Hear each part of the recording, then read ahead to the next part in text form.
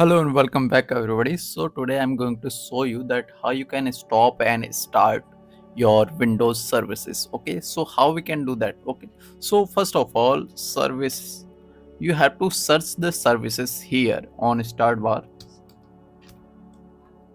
services. Okay, so this is the option of services. So open it, and now we can see all the services are running in Windows system. Okay, Windows 11 system. So just wait, and you can see here there are lots of services here. Okay, so you can see there are many services are running currently, or some services are not running. Okay, so just suppose that I'm talking about that Windows update service. Okay, let's talk about Windows update service. I want to stop this service.